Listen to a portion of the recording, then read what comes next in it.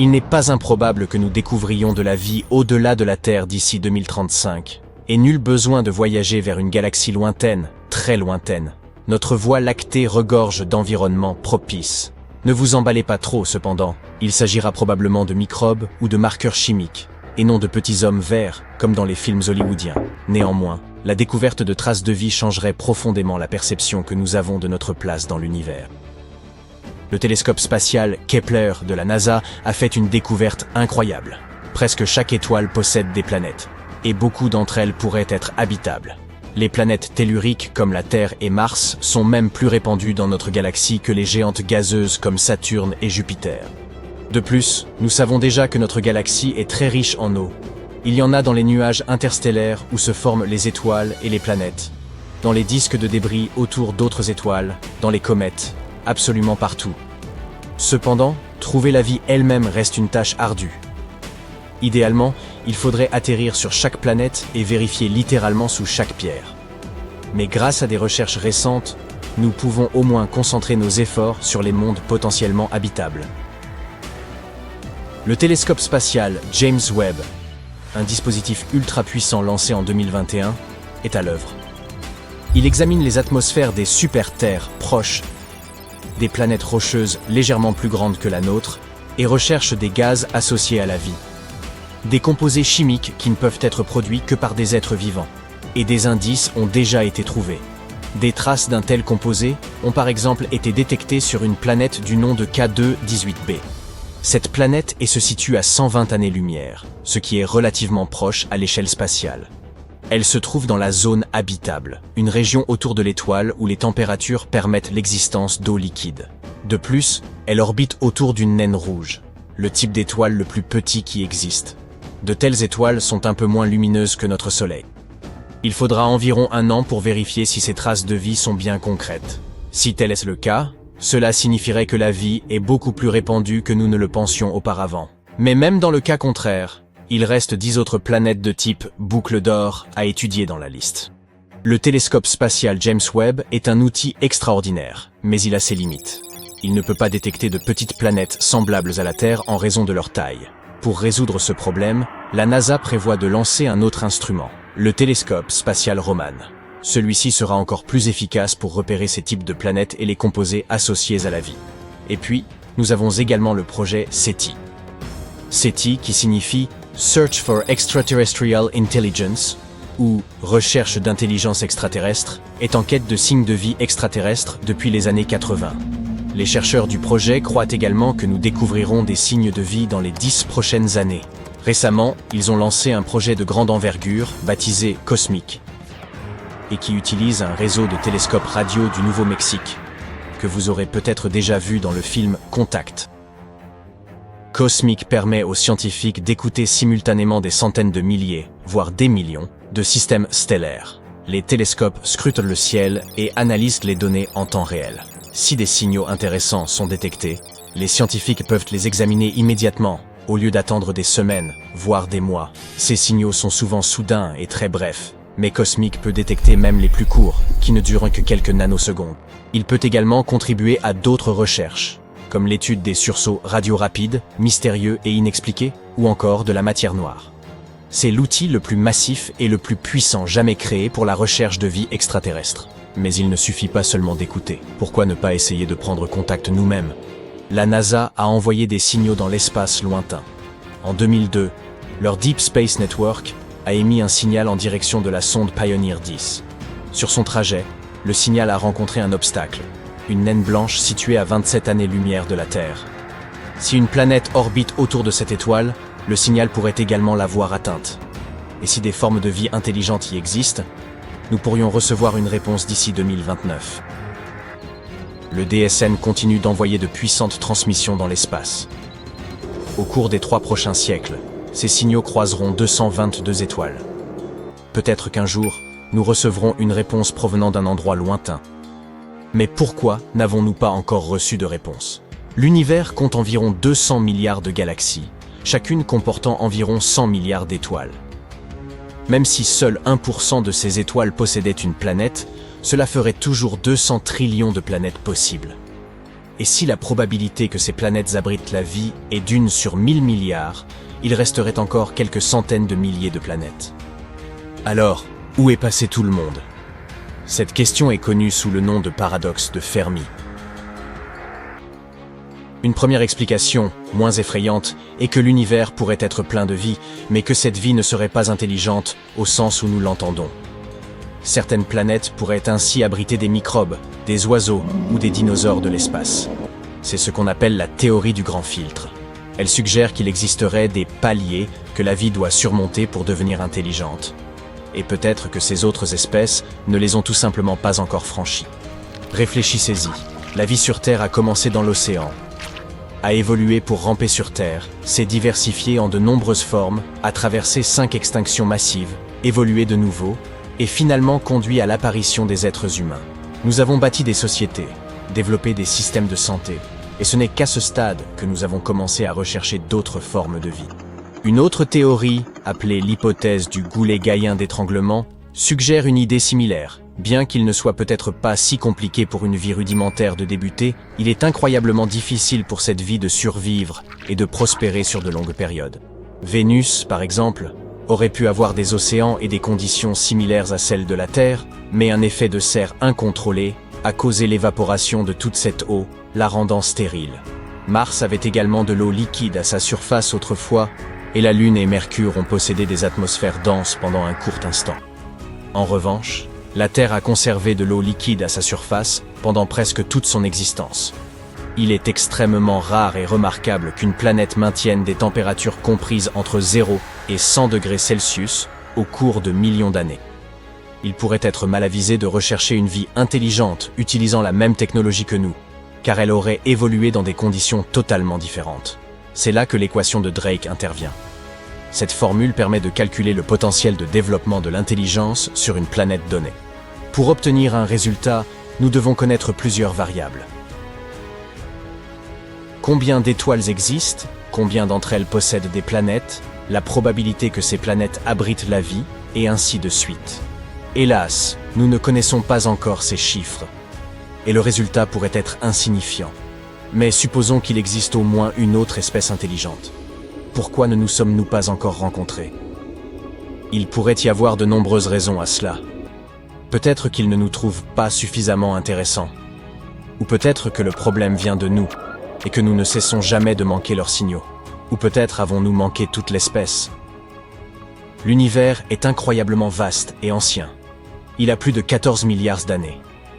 Si nous compressons toute l'histoire évolutive de la Terre en une journée de 24 heures, la vie commence à 4 heures du matin. Les dinosaures disparaissent à 23h40 et les premiers humains apparaissent 2 minutes avant minuit. Dans cette analogie, les humains existent depuis seulement 77 secondes, et notre technologie capable de détecter une vie extraterrestre est encore plus récente, soit moins d'1 seconde. Avec de telles distances et des périodes aussi longues, les chances que nous existions au même moment que d'autres espèces intelligentes sont minces. Si leur civilisation n'a duré que quelques millénaires, nous pourrions facilement les manquer complètement. Mais cela ne signifie pas que nous devrions abandonner nos recherches. Les scientifiques craignaient que les signaux radio de la Terre ne s'affaiblissent avec le temps. Mais une étude récente a montré que c'est en fait le contraire qui se produit. Le nombre de nos satellites ne cesse de croître, ce qui rend notre planète plus détectable. D'ici la fin de la décennie, nous pourrions avoir plus de 100 000 satellites, rendant la Terre extrêmement brillante dans le spectre radio. S'il existe une espèce avancée quelque part, elle nous repérera facilement, même à de très grandes distances. Les astronomes sont optimistes à ce sujet, et il y a de grandes chances qu'ils découvrent des créatures extraterrestres, pendant que vous et moi sommes encore de ce monde. Penchons-nous maintenant sur Encelade, la lune glacée de Saturne, l'un des endroits les plus prometteurs pour la recherche de la vie en dehors de la Terre. Les scientifiques viennent d'y détecter le dernier des 6 ingrédients nécessaires à sa formation, le phosphore. Cet élément très rare a été découvert dans un océan de cette lune. Le phosphore contribue à la fertilité des sols sur Terre. Mais la concentration de ce minéral dans les mers gelées du lointain satellite pourrait être de 100 à 1000 fois supérieure à celle des océans de notre planète. C'est peut-être parce que l'océan d'Encelade est riche en carbonate, tout comme l'eau gazeuse. Et cette eau gazeuse est susceptible de dissoudre les phosphates présents dans les roches de la Lune. Cette nouvelle découverte suggère également que sur d'autres lunes glacées de Saturne, comme Titan, les eaux pourraient également être chargées en phosphore. Pourquoi les scientifiques sont-ils si enthousiastes à propos de ce minéral? Les phosphates, qui sont des composés contenant du phosphore, sont des composants essentiels de la vie sur Terre. L'ADN, l'ARN et les membranes cellulaires en contiennent. Mais parmi les 6 éléments nécessaires à la vie, à savoir le carbone, l'hydrogène, l'azote, l'oxygène, le phosphore et le soufre, le phosphore est le moins répandu. En 2004, la sonde spatiale Cassini a pénétré dans la poussière du second anneau extérieur de Saturne, appelé l'anneau E. Cette poussière s'est constituée d'éclats de glace éjectés par Encelade. Il s'est constitué de grains de glace éjectés par Encelade. Et en étudiant ces grains, examinés par le Cosmic Dust Analyzer de Cassini, les chercheurs ont détecté du phosphore. Encelade est la 6e plus grande lune de Saturne. Elle n'est pas vraiment grande. Elle ne fait que 500 km de diamètre. Elle serait donc assez petite pour tenir à l'intérieur de l'Arizona. On devrait essayer ça un jour. Il est intéressant de noter que lorsque la sonde spatiale Cassini est arrivée pour la première fois sur Saturne, les astronomes pensaient qu'Encelade serait une boule de glace gelée. Puis, surprise!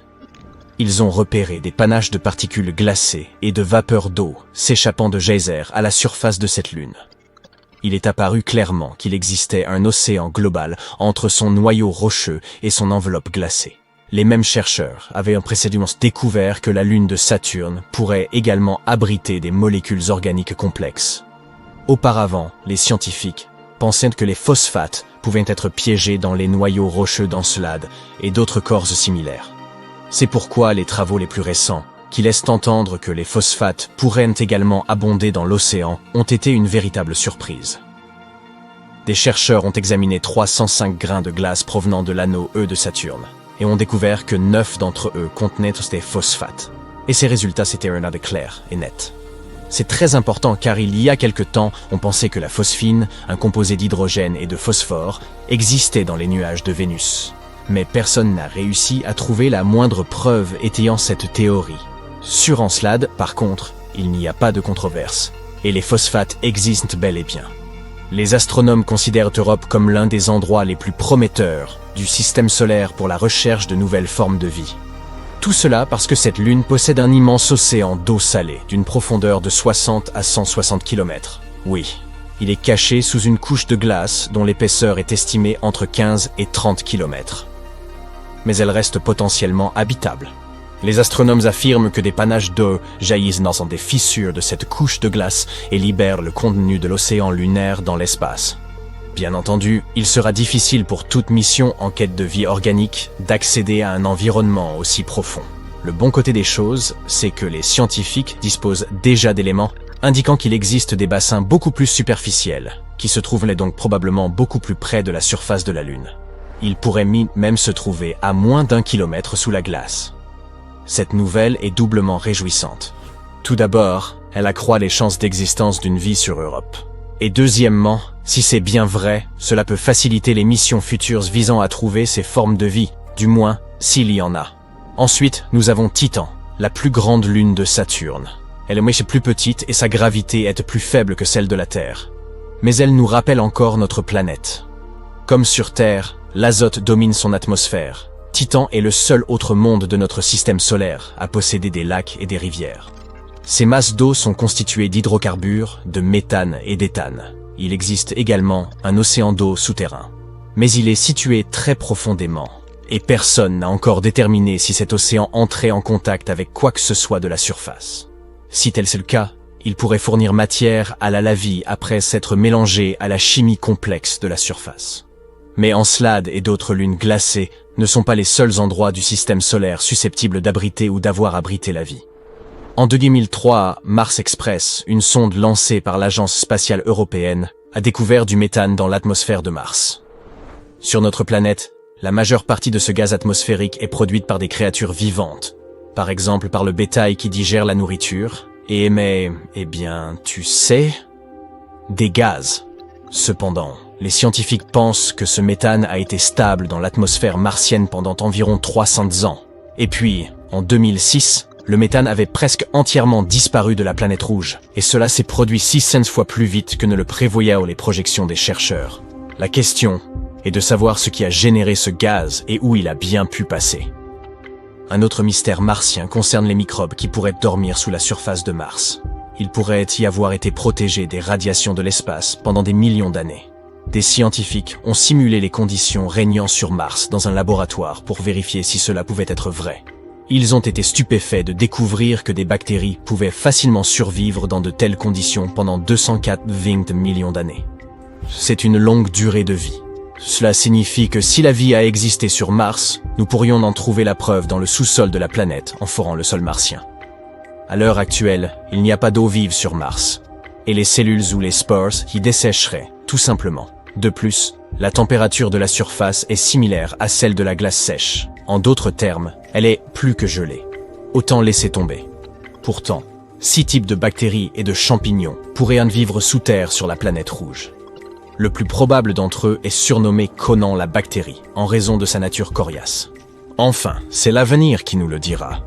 Quoi qu'il en soit, si nous ne trouvons pas de vie en dehors de la Terre dans notre système solaire, nous pourrions probablement en chercher sur des exoplanètes. C'est ainsi que l'on appelle les planètes situées en dehors de notre système stellaire. Certaines d'entre elles semblent très prometteuses. L'exoplanète la plus proche de la Terre est Proxima Centauri b. Elle se trouve à seulement 4,2 années-lumière de la Terre. Récemment, les astronomes ont découvert que ce monde pourrait ressembler à la Terre encore plus qu'ils ne l'avaient imaginé. Cette planète est seulement 17% plus massive que la nôtre. Elle est en orbite autour d'une étoile plus faible et moins grande que notre Soleil. Proxima Centauri b se trouve au milieu de la zone habitable de l'étoile. Cela signifie qu'il y a de fortes chances que de l'eau liquide et de la vie existent sur cette planète. Il semble également que l'exoplanète soit verrouillée par son étoile parente. L'un de ses côtés fait face à l'étoile en permanence. L'autre est toujours plongé dans l'obscurité. Les scientifiques n'ont pas encore déterminé si la planète possédait une atmosphère. Elle voyage trop près de son étoile et parcourt son orbite en seulement 11 jours terrestres. Le rayonnement de l'étoile pourrait arracher l'air de la planète. Si tel est le cas, Proxima Centauri b ne devrait pas avoir d'eau liquide à sa surface. Gliese 832c se trouve à 16,2 années-lumière de la Terre, à l'échelle du cosmos. C'est un jet de pierre. Cette exoplanète est 5 fois plus massive que la Terre et voyage beaucoup plus près de son étoile mère. C'est pourquoi une année sur celle-ci ne dure que 36 jours. Mais comme cette étoile est une naine rouge, beaucoup plus froide et plus faible que le Soleil, Gliese 832c reçoit autant de lumière et de chaleur que notre propre planète. En même temps, on ne sait toujours pas si elle est semblable à la Terre. La planète possède probablement une atmosphère beaucoup plus épaisse qui crée un emballement de l'effet de serre. Ce phénomène se produit lorsqu'une planète absorbe plus de chaleur de son étoile haute qu'elle ne peut en renvoyer dans l'espace. En d'autres termes, Gliese 832c ressemble davantage à la brûlante Vénus qu'à notre Terre, relativement froide. Imagine un monde immobile et glacé. Un monde ancien, vieux d'environ 4,5 milliards d'années. Les rayons du soleil le réchauffent à peine et il est recouvert d'une épaisse couche de glace. Ce monde est plus petit que notre Lune, mais un peu plus grand que Pluton. Il s'agit d'Europe et c'est le 6e satellite de Jupiter et l'une des plus grosses lunes du système solaire. Mais le plus intéressant au sujet de ce monde, c'est qu'il pourrait abriter la vie. Les astronomes se sont penchés avec intérêt sur Europe à la recherche de formes de vie. Cette lune possède en effet un immense océan d'eau salée d'une profondeur de 65 à 160 km. Il est certes caché sous une couche de glace d'une épaisseur estimée entre 16 et 32 km. Mais cette lune n'en demeure pas moins potentiellement habitable. Les astronomes nous disent que des panaches d'eau jaillissent des fissures dans la couche de glace et projettent le contenu de cet océan dans l'espace. Bien sûr, il ne sera pas facile d'aller chercher des traces de vie dans de telles profondeurs, mais les scientifiques disposent déjà d'éléments indiquant qu'il existe des bassins beaucoup moins profonds, situés plus près de la surface. Ils pourraient même se trouver à moins d'1 kilomètre sous la glace. Ceci présente deux avantages. D'abord, la probabilité qu'il y ait de la vie sur Europe est accrue. Deuxièmement, si c'est vrai, cela facilitera le travail des futures missions dans leur recherche de formes de vie. Il est intéressant de noter que la découverte récente de ces bassins peu profonds est le fruit d'un pur hasard.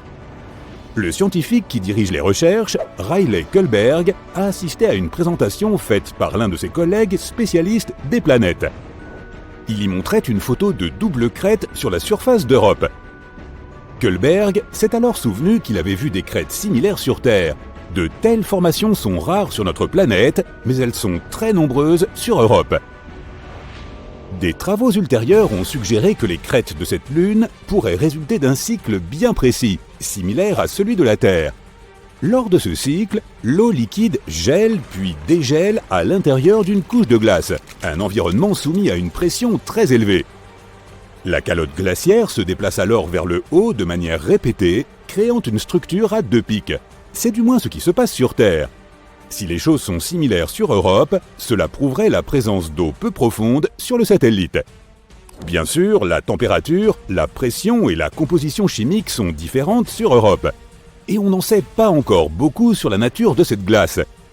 Les scientifiques ne savent donc pas quelle est la profondeur ou la taille des poches d'eau, ni combien de temps il leur faut pour geler. Mais ce qui est plus ou moins clair, c'est que l'environnement sous toute cette glace est protégé des radiations de Jupiter qui frappent la surface du satellite.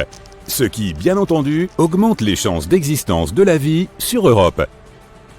Nous avons évoqué le fait que l'océan d'Europe pourrait être salé. La couleur rouge des traces visibles à sa surface pourrait être due à leur composition chimique. Il s'agit probablement d'un mélange gelé d'eau et de sel. C'est assez inhabituel. Une telle composition ne correspond à aucune substance connue ici sur Terre. Quant aux taches jaunes à la surface d'Europe, il pourrait s'agir de chlorure de sodium. Tu connais cette substance sous le nom de sel de table. Des scientifiques ont essayé de recréer les conditions qui règnent sur Europe en laboratoire. Ils ont découvert qu'en combinant de l'eau, du sel de table, des températures glaciales et une pression élevée, ils pouvaient obtenir un nouveau type de cristal solide. Cette substance pourrait exister à la fois au fond de l'océan d'Europe et à sa surface. En dehors de ces quelques faits, les chercheurs ne savent pas grand-chose. Ils espèrent obtenir davantage d'informations d'ici à 2030. À cette date, la mission Europa Clipper, lancée par la NASA, atteindra probablement Europe.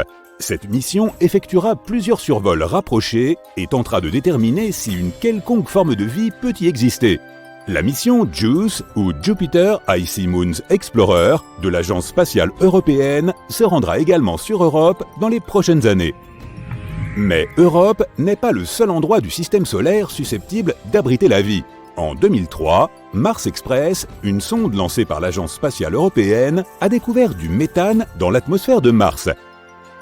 Sur notre planète, la majeure partie de ce gaz est produite par des créatures vivantes, par exemple par le bétail lorsqu'il digère ses aliments. Mais les scientifiques pensent que le méthane est resté stable dans l'atmosphère martienne pendant environ 300 ans. En 2006, il a presque entièrement disparu de la planète rouge. Et cela s'est produit 600 fois plus vite que ne le prévoyaient les modèles des chercheurs. La question est donc de savoir ce qui a généré ce gaz et où il est parti. Un autre mystère martien concerne les microbes qui pourraient dormir sous la surface. Ils pourraient avoir été protégés des radiations pendant des millions d'années. Des scientifiques ont simulé les conditions martiennes en laboratoire pour vérifier si c'était possible. Et ils ont eu la surprise de constater que des bactéries pouvaient facilement survivre dans de telles conditions pendant 280 millions d'années. Cela signifie que si la vie a existé sur Mars, nous pourrions en trouver la preuve dans ses profondeurs en forant le sol de la planète. À l'heure actuelle, l'eau ne coule pas sur Mars et les cellules et les spores se dessécheraient tout simplement. De plus, la température de la surface est similaire à celle de la glace sèche. En d'autres termes, la planète est profondément gelée. Pourtant, il pourrait exister 6 types de bactéries et de champignons sous le sol de Mars. La plus probable d'entre elles est surnommée bactérie Conan, car elle est très résistante. L'avenir nous en dira plus. Passons maintenant à Vénus. En 2020, des scientifiques ont annoncé que dans l'atmosphère toxique de Vénus, quelque chose semblait indiquer la présence de la vie. Hélas, les scientifiques ne disposaient d'aucune preuve, car ils n'avaient pas la possibilité de collecter des spécimens de microbes ni de prendre des photos. Mais ils ont affirmé avoir découvert une substance chimique appelée phosphine, et ce fut un événement important. Si ce n'était pas un élément encore inconnu qui produisait ce gaz, il pouvait s'agir d'une forme de vie microbienne. La phosphine est composée de 3 atomes d'hydrogène et d'un atome de phosphore. Ce gaz est toxique pour toute forme de vie dépendant de l'oxygène, par exemple pour l'homme. Sur notre planète, la phosphine se trouve dans des endroits où il n'y a pas ou peu d'oxygène, comme dans les marécages. Ce gaz est produit par des mélanges de bactéries. Il peut également être produit de manière industrielle. Mais il ne devrait pas y avoir de phosphine dans l'atmosphère de Vénus. Ce gaz a besoin d'une pression et de température bien précises, ainsi que d'immenses quantités d'hydrogène. Il ne serait pas étonnant d'en trouver sur Saturne ou Jupiter, les fameuses géantes gazeuses. Mais sur Vénus, c'est très inattendu.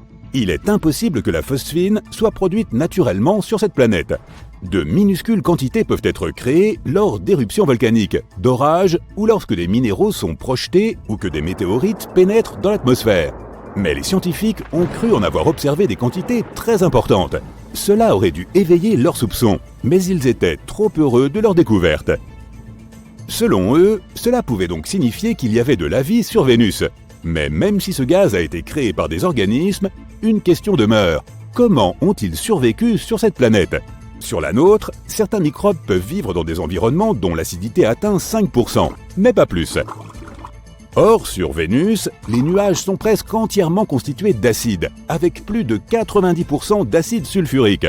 L'atmosphère de cette planète est également 50 fois plus sèche que l'endroit le plus sec de notre planète. En 2022, grâce à des télescopes à très haute résolution, on a pu déterminer qu'il n'y avait pas de phosphine dans l'atmosphère de Vénus. Et s'il y en avait, ce n'était qu'une très petite quantité. Nous devons donc continuer à chercher des traces de vie dans des régions encore plus éloignées. Nous rêvons depuis longtemps d'une vie sur Mars. Non seulement de notre culture de pommes de terre là-bas, mais aussi de toutes les pommes de terre qui auraient pu s'y trouver dans le passé. Y a-t-il déjà eu de la vie sur Mars ? Récemment, des scientifiques ont découvert quelque chose qui pourrait en être la preuve. Voyons de quoi il retourne. Mars est la 4e planète à partir du Soleil. Aucun être humain n'a encore posé le pied sur Mars, mais des robots y ont posé leurs roues. Les premiers engins spatiaux à avoir visité la planète rouge étaient les atterrisseurs Viking de la NASA. Ils s'y sont rendus en 1976 et nous ont transmis de nombreuses données intéressantes. À l'époque, nous ne savions rien de Mars. Pour nous, elle ressemblait à un désert froid et sans vie. Mais comme nous nous ressemblons beaucoup, les scientifiques ont commencé à se poser des questions. En a-t-il toujours été ainsi ? Ou est-il possible qu'autrefois Mars ait été prospère et pleine de vie ? Et en 2022, le rover martien Perseverance de la NASA a trouvé quelque chose qui pourrait éclairer ce mystère. Mais tout d'abord, qu'est-ce que Perseverance ? Selon les scientifiques, s'il y a déjà eu de la vie sur Mars, il est peu probable qu'elle ait pu disparaître sans laisser de traces. Elle a dû laisser des marques, peut-être sous terre, où elle serait protégée des caprices solaires radioactifs et autres nuisances. Il faut donc examiner les roches. Il est important de noter que nous ne recherchons pas de vie sur Mars pour l'instant. Il est fort probable qu'il n'y en ait pas. Nous voulons plutôt nous pencher sur le passé lointain de notre planète voisine. Nous parlons là de milliards d'années. Quand Mars était chaude, verte et loin d'être sans vie. En d'autres termes, nous devons retrouver des microbes morts et divers composés chimiques similaires à ceux de la Terre. C'est la mission de notre protagoniste, Perseverance. Elle est arrivée sur Mars en février 2021. La sonde s'est posée au fond du cratère G0, d'une largeur de 50 km. Et après l'atterrissage, elle s'est déplacée en direction de l'ouest, jusqu'à l'endroit qui a incité les scientifiques à choisir G0 pour leur relevé. Cet endroit est le delta d'une rivière asséchée. Et cet ancien fleuve a déjà plus de 3,5 milliards d'années. Le cratère G0 lui-même était autrefois un grand lac. Eh oui, apparemment, il y avait de l'eau sur Mars. Et les chercheurs suggèrent que ces endroits pourraient être les parfaits gardes du corps des microbes. C'est exactement ce que font les bactéries sur Terre. Elles se cachent, demeurent immobiles dans les profondeurs des lacs et des étangs. On pourrait donc probablement y retrouver des traces. Les chercheurs pensent que ce lac particulier présente la plus grande valeur scientifique de toute la mission. C'est ici, à G0, que l'on a le plus de chances de trouver des roches sur lesquelles de telles bactéries auraient pu un jour survivre. Perseverance s'est donc rendu dans le delta. La route n'aura pas été facile. Le véhicule s'est un peu planté et a atterri plus loin que prévu. Comme le disait Cooper dans Interstellar, cette petite manœuvre va nous coûter 51 ans. Heureusement, Perseverance n'en a pris qu'un. et en chemin, il a pu explorer G0 d'un peu plus près. Ce rover utilise un outil intégré complexe pour explorer le monde qui l'entoure. Cet outil s'appelle le Scanning Habitable Environments with Raman and Luminescence for Organics and Chemicals. Ou tout simplement, Sherlock. La NASA raffole des acronymes. À mesure que l'appareil s'approchait du delta, le signal des molécules organiques s'intensifiait. Bientôt, ces signaux étaient omniprésents et, de surcroît, ils étaient les plus brillants jamais observés par les scientifiques. Qu'est-ce que cela signifiait? Élémentaire, mon cher Watson. Tu sais, Sherlock, il était temps de creuser. Depuis juillet 2021, Perseverance a foré et collecté 4 fines carottes de roches sédimentaires. Le nombre total de roches collectées est actuellement de 12. C'est la première fois de l'histoire que l'on collecte de telles choses sur une autre planète. 4 carottes ont été prélevées sur 2 roches nommées Skinner Ridge et Wildcat Ridge. Les 2 premières carottes, celles de Skinner Ridge, ne semblent pas très intéressantes à première vue. Elles sont assez proches de ceux que l'on peut trouver dans de nombreux endroits sur Terre. Cependant, si nous les regardons de plus près, nous verrons qu'elles sont parsemées de grains ronds faits d'un matériau sombre. 6 grains sombres pourraient avoir été déposés par une ancienne rivière, celle-là même qui se jetait dans l'ancien lac de Jezero. Il est possible que la rivière les ait apportés d'endroits situés à des centaines de kilomètres du cratère. Et ça, c'est plutôt cool, car si nous étudions ces carottes, nous pourrons en apprendre davantage sur les coins même les plus reculés de Mars. Enfin, il n'y a pas de coin sur Mars, mais tu vois le topo. Puis en avril 2022, Perseverance est parvenu dans le delta. Les scientifiques avaient enfin trouvé ceux qu'ils cherchaient. Et le moins que l'on puisse dire, c'est que cette découverte les a enthousiasmés. Ils ont foré 2 nouvelles carottes, qui contenaient des substances organiques. Cette paire-ci a été prélevée à Wildcat Ridge. Elle se trouve très près de Skinner Ridge, mais les 2 roches sont très différentes l'une de l'autre. Ces échantillons sont plus clairs et plus uniformes. Il s'agit très probablement de mudstone, une roche inhabituelle, semblable à l'argile, mais plus dure et incapable d'absorber l'eau. Leur grain est également plus fin que celui des carottes de Skinner Ridge. Pourquoi est-ce important? Parce que plus les grains de la pierre sont fins, plus il est probable qu'elles contiennent des traces d'une vie passée. Sur Terre, les pierres à grains fins reposent le plus souvent au fond des étangs et dans des endroits similaires. Elles peuvent y conserver les restes d'organismes morts et d'autres éléments similaires pendant des siècles. Et c'est exactement ce que nous avons retrouvé dans ces carottes. De plus, selon les scientifiques, il y avait plus de matière organique dans ces 2 carottes que dans n'importe quel autre endroit étudié par Perseverance jusqu'à présent. Elle s'y est probablement accumulée pendant que le lac s'évaporait progressivement, il y a des milliards d'années. Il y a donc bien eu de la vie sur Mars. Bon, mais ralentissons un peu.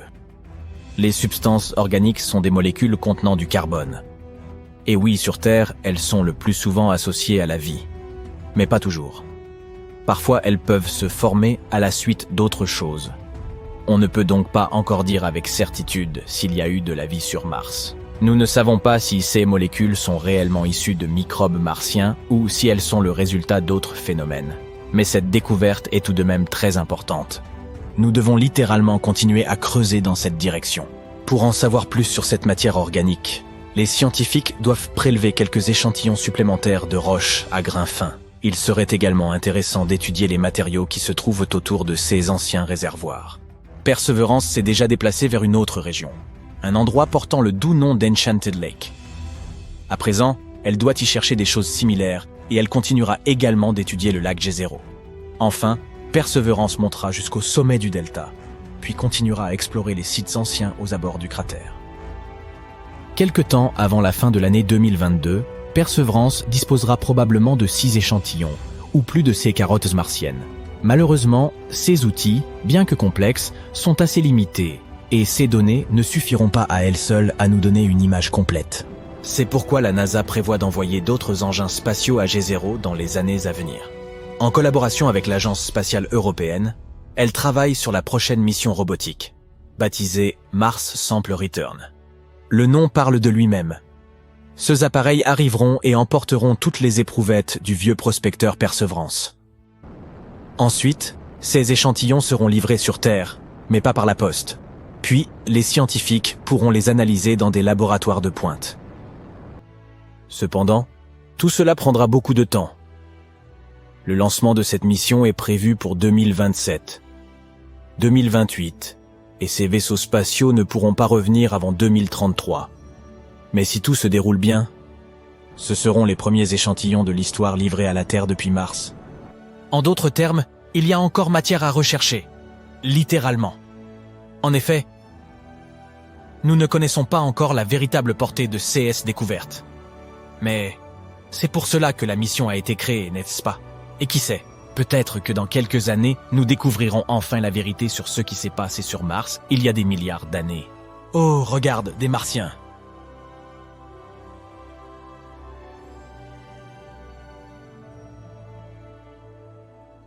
C'est une nuit claire et tu es dehors en train d'observer les étoiles. La Voie lactée, à elle seule, te semble immensément grande. En consultant ton téléphone, tu apprends que la galaxie dans laquelle tu te trouves en ce moment précis fait 100 000 années-lumière de large.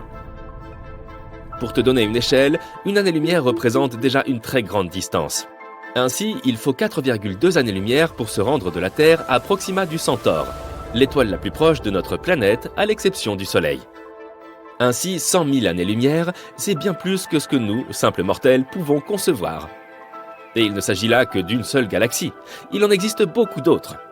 Au vu de pareilles données, il semble peu probable que nous soyons la seule forme de vie dans l'univers, n'est-ce pas? Mais comment se fait-il que nous n'ayons jamais rien découvert d'autre jusqu'à présent? Autant être clair. La vie extraterrestre ne signifie pas nécessairement qu'il s'agit de petits bonhommes verts. Il peut aussi s'agir de micro-organismes, des bactéries et des plantes que l'on pourrait trouver sur d'autres planètes. En réalité, il existe un large éventail de possibilités pour que la vie existe ailleurs que sur Terre. Et si l'on considère qu'il y a jusqu'à 50 milliards de planètes dans la Voie lactée, il semble très peu probable que nous soyons seuls dans ce vaste univers. À quoi ressemblerait la vie sur d'autres corps célestes? C'est ce que nous avons passé des années à essayer de découvrir, et je t'invite à prendre part à cette réflexion. Une planète peut aujourd'hui paraître stérile, mais elle peut présenter des traces de matière organique ou de fossiles, indiquant qu'une forme de vie a pu y prospérer autrefois. Il se peut aussi que certaines planètes abritent des formes de vie dotées d'une biochimie complexe, ce qui signifie qu'elles peuvent avoir une faune comparable à celle que nous avons sur Terre, mais probablement très différente. La NASA a contribué au développement d'une science spécifique, consacrée à l'étude des formes de vie en dehors de la Terre. Il s'agit de l'astrobiologie. Dès sa création en 1958, l'agence spatiale n'a pas tardé à se lancer dans la recherche de vie extraterrestre et elle l'a rapidement incorporée à son action. Il s'agissait d'abord de comprendre comment la vie s'était formée sur Terre, et ensuite comment elle aurait pu apparaître sur d'autres planètes. La première fois que la NASA a tenté de rechercher des formes de vie dans l'espace, c'était en 1976. L'atterrisseur Viking s'était lancé dans l'espace en direction de Mars. On s'attendait à ce que l'humanité en rapporte les premières preuves de vie extraterrestre. Mais hélas, l'atterrisseur est revenu bredouille, avec des images d'une planète aride et désolée, et les savants de l'époque ont été extrêmement déçus. Les conclusions scientifiques sur la possibilité de détecter de la vie là-bas ont laissé tout le monde perplexe. Mais pour trouver, il faut d'abord savoir ce que l'on cherche, n'est-ce pas? L'échec de la mission Viking a permis d'alimenter les débats entre les chercheurs de la NASA sur la définition même de la vie. Il a également permis d'attirer leur attention sur un petit détail très important. Les engins spatiaux quittant la Terre emmènent généralement avec eux des micro-organismes et des bactéries terrestres, de façon fortuite, qui s'attachent naturellement aux véhicules. Il s'est avéré que ces bactéries pouvaient contaminer les échantillons des scientifiques, d'où la nécessité d'en tenir compte.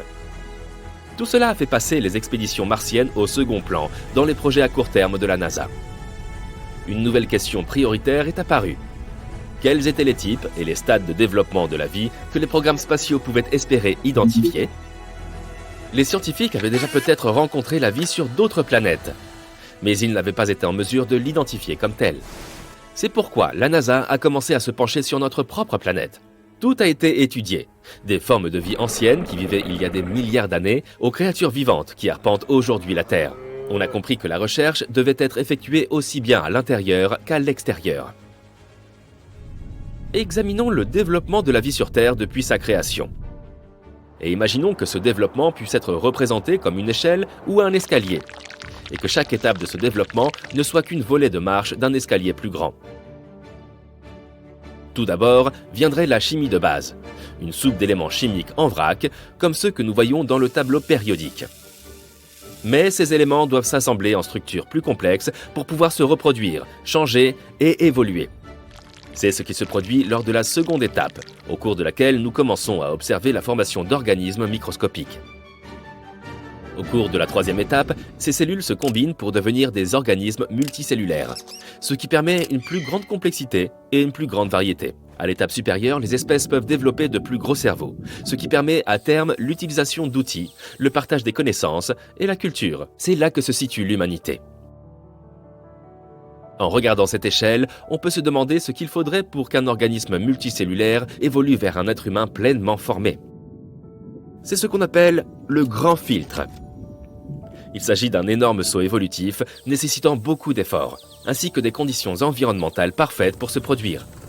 Étant donné que nous n'avons jamais entendu parler d'autres civilisations extraterrestres, il se pourrait que nous soyons les seuls à avoir été capables d'accomplir ce saut.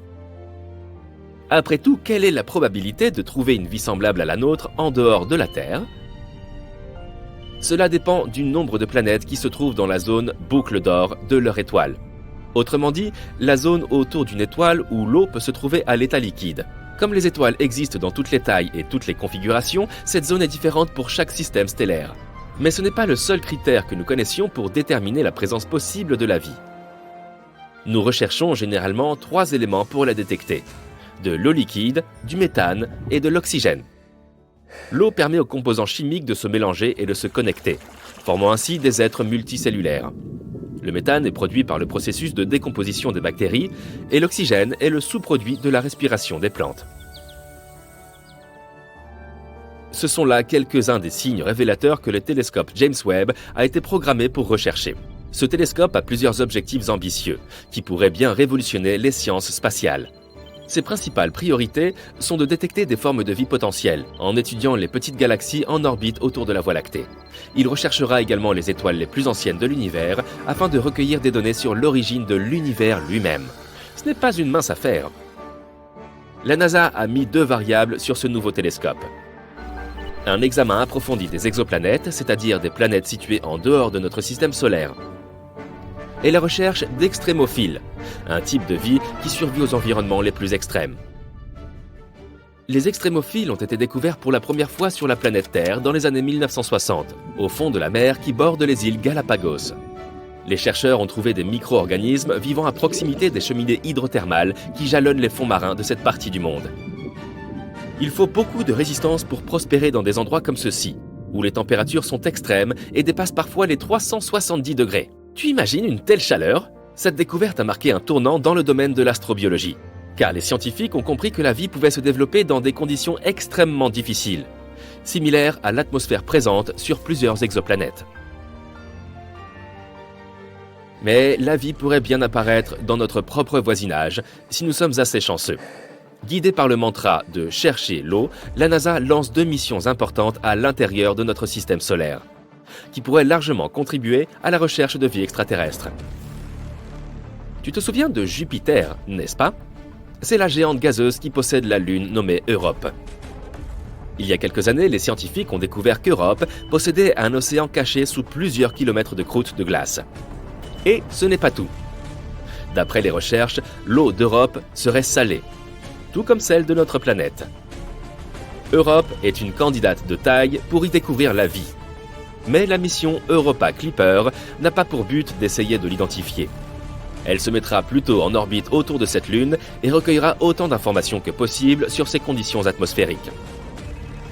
L'autre mission à destination d'un satellite est Dragonfly, un octocoptère conçu pour explorer Titan, la lune de Saturne. Son lancement est programmé pour 2027 et la sonde n'arrivera dans l'orbite de Titan que vers 2034. Elle prélèvera des échantillons et examinera une série de sites prometteurs autour de la lune glacée de Saturne. Et qui sait, peut-être trouvera-t-elle de nouvelles informations sur la vie d'E.T. On verra bien, mais je dirais que nous n'avons jamais été aussi proches d'une grande découverte que nous le sommes maintenant.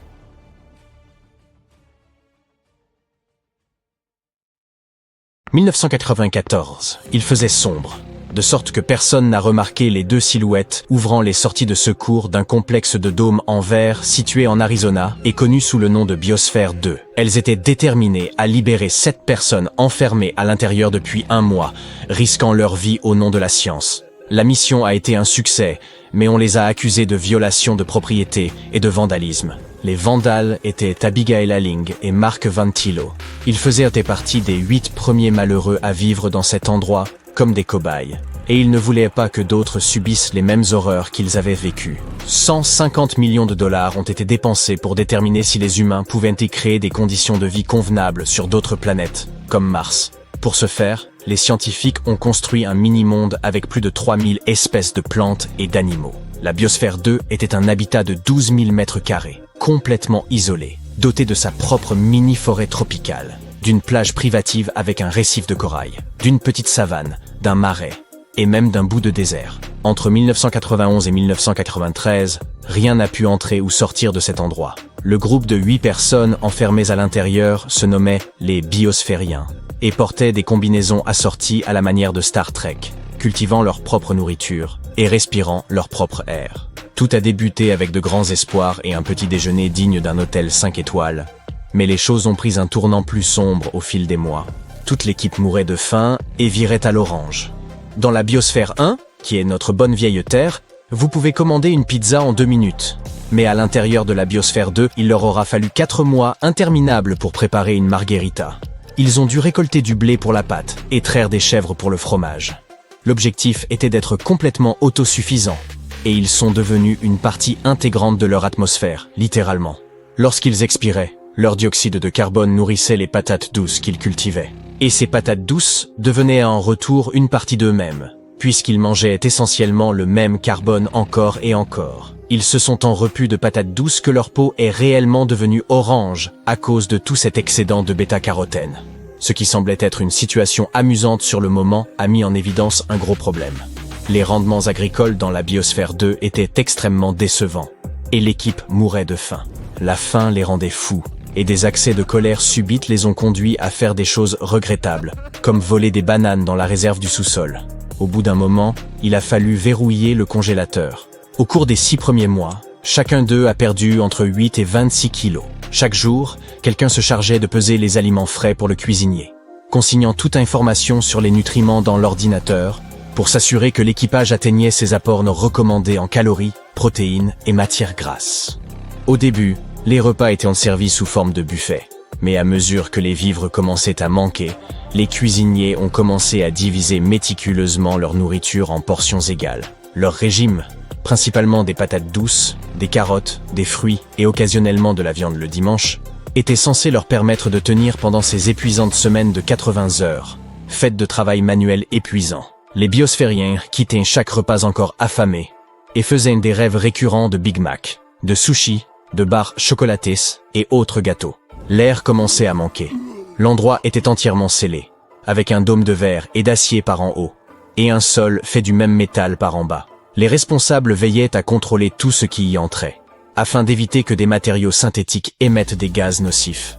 Les zones de confort étaient meublées de bois et de laine, et on ne pouvait pas y utiliser de déodorant chimique ou y souffler de bougies d'anniversaire. Les Biosphériens comptaient sur la nourriture qu'ils cultivaient et sur leur mini-forêt tropicale pour produire l'oxygène nécessaire à leur survie. Cependant, ils perdaient très rapidement de l'oxygène, asphyxiés par leurs propres émissions de dioxyde de carbone. Et le pire, c'est qu'ils n'avaient aucune idée de pourquoi. Avec encore 9 mois d'expérience à subir, le niveau d'oxygène avait déjà chuté de 21 à environ 15%, ce qui donnait l'impression de vivre au sommet du mont Fuji. Ils se sentaient terriblement mal et se traînaient péniblement à travers la biosphère. Ils ne pouvaient même pas terminer une phrase sans s'arrêter pour reprendre leur souffle.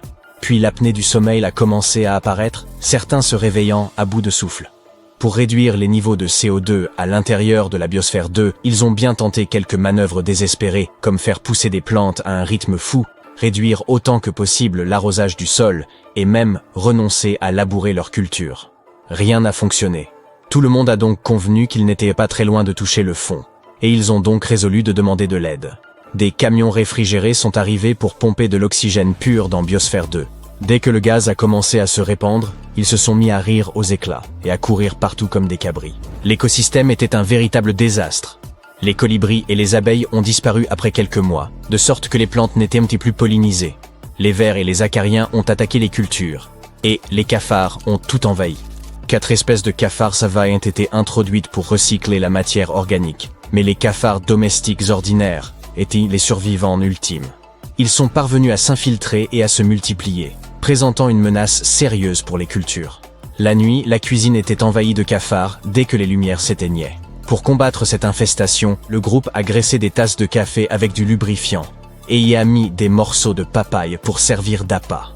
Les cafards grimpaient à l'intérieur, mais ne pouvaient plus en escalader les bords glissants pour s'échapper. Avoir faim, manquer d'oxygène, faire face à des infestations d'insectes, cela suffirait à rendre fou n'importe qui. De violentes disputes ont conduit les gens à se jeter des tasses à la figure et à se cracher dessus. Finalement, le groupe s'est simplement scindé en deux. Ils ont arrêté de se parler et pouvaient se croiser dans les couloirs sans même s'adresser un regard. La moitié d'entre eux voulaient plus de nourriture et d'oxygène pour poursuivre l'expérience avec dignité, tandis que l'autre moitié croyait en leur chance de survie sans aide extérieure, et ce quoi qu'il en coûte. En vérité, la chambre scellée avait été violée bien avant tout cela. Juste 2 semaines après leur entrée, une biosphérienne du nom de Jane Pointer s'était coupé le bout du doigt dans un accident de cuisine en préparant du riz. Le médecin de la mission a essayé de le recoudre, mais cela n'a pas fonctionné et son doigt a noirci en quelques jours. Elle s'est rendue à un hôpital extérieur pour y être opérée, et quelques heures plus tard, elle est retournée à l'intérieur avec un sac de sport rempli de fournitures comme des pièces d'informatique et des pellicules couleur. Les journalistes n'ont découvert cette livraison furtive que bien des mois plus tard. Et en raison de cela, nombre de gens ont remis en question la crédibilité de toute l'expérimentation. Les médias ont traité l'expérience comme une émission de télé-réalité, la qualifiant de divertissement écologique à la mode. Les gros titres de partout dans le monde donnaient l'impression que l'équipe était sur le point d'y laisser la vie. Au point que leurs familles s'inquiétaient et appelaient sans cesse les biosphériens pour s'assurer qu'ils allaient bien. Le groupe avait l'impression d'être dans un zoo humain, avec des touristes venant de loin pour les regarder au travers de leurs cages de verre.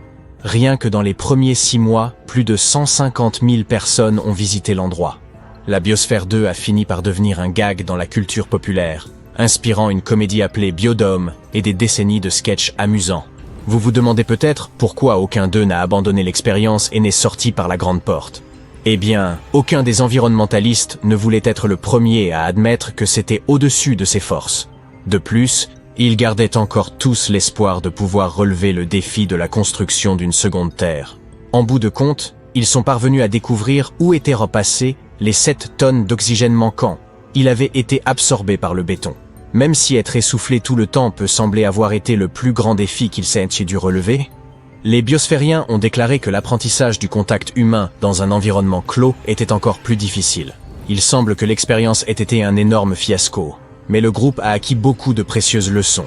Ils ont prouvé qu'un écosystème scellé pouvait fonctionner pendant des années. Ils ont contribué à des études sur la restauration des récifs coralliens, et leur ferme a montré qu'un rendement élevé et un recyclage complet des nutriments pouvaient être atteints sans l'aide de produits chimiques. Au cas où vous vous le demanderiez, ça n'a pas été la fin du complexe de verre. La seconde mission à l'intérieur de la Biosphère 2 a eu lieu en mars 1994. Maintenant, vous pouvez retourner au début de la vidéo pour comprendre comment ça a pu se passer pour eux